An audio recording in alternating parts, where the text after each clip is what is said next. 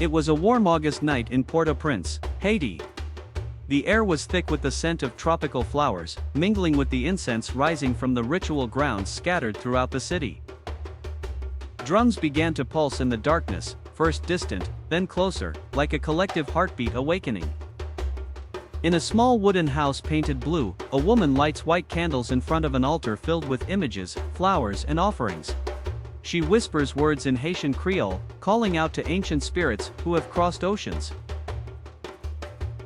This is just one of the thousands of ceremonies that take place in Haiti every night. But what's really happening there? What is this tradition that many know by name, but few truly understand? To understand Vodou, we need to travel back in time. Let's go to the 16th century, to the shores of West Africa. Land of the Fon, Yoruba, Kongo, and many other peoples. Each nation had its own deities, its own sacred rhythms, its own ways of communicating with the invisible. When the slave ships crossed the Atlantic, forcibly carrying these peoples, they brought more than just individuals, they brought ancestral memories, songs of power, and an unshakable faith in their gods. In Haiti, something extraordinary happened.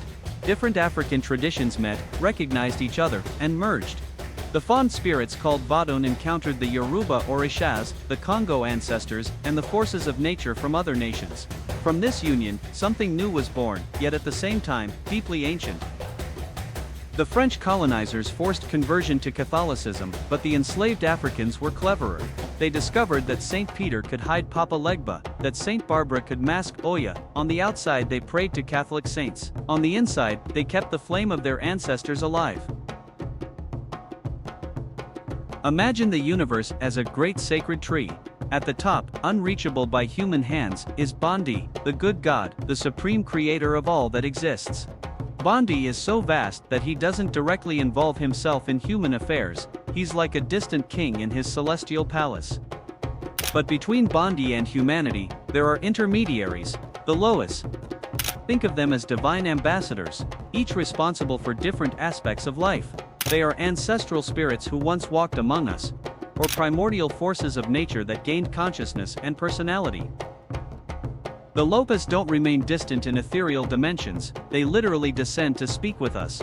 During ceremonies, they mount the practitioners, a term that describes spiritual possession, where the Lopas temporarily takes over a person's body to dance, speak, and bless the community. And how do we call upon these divine presences? With respect, offerings, and knowledge. Each Loa has their preferences. Papa Legba likes rum and cigars, Urzuli loves perfumes and sweets, Ogo prefers iron and strong drinks. It's a conversation, a relationship, not a distant worship. In the world of Vodou, the Loders are organized like great ancestral families, what we call nations. Each nation carries the memory of different African peoples and has its own characteristics, temperaments, and ways of manifestation. The Rada nation consists of the cold spirits, not because they are distant, but because they are balanced, wise, and protective. They primarily come from the Fon tradition of the ancient kingdom of Dahomey. Papa Legba belongs to the Rada, as does Dambala, the great cosmic serpent. Their ceremonies are marked by graceful movements, soft colors, and an energy of ancestral peace. The Petro nation consists of the hot spirits, warriors, revolutionaries, born from the fire of resistance in Haiti itself.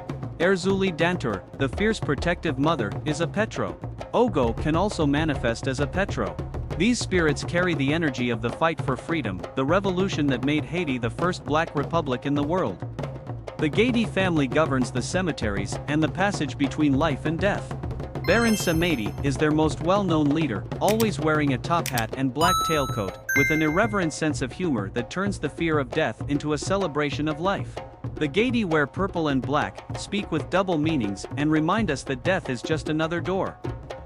The Kongo nations preserve the wisdom of the peoples of Congo and Angola, bringing Loas connected to the earth, ancestors and healing magic.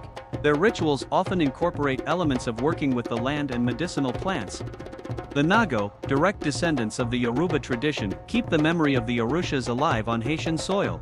Here, Shango may appear as Shango and Yemanja as Agwe, adapting but never losing their original essence. The Ebel are spirits of pure nature, rivers, mountains, forests, less known but essential to the balance of the natural world.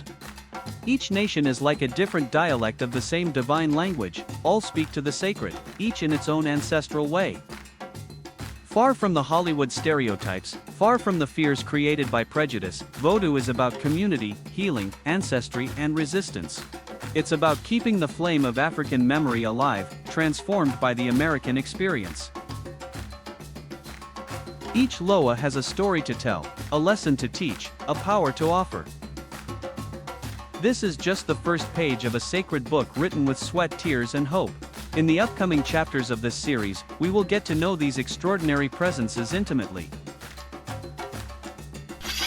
If you don't want to miss this journey with the Loas, make sure to subscribe and turn on notifications.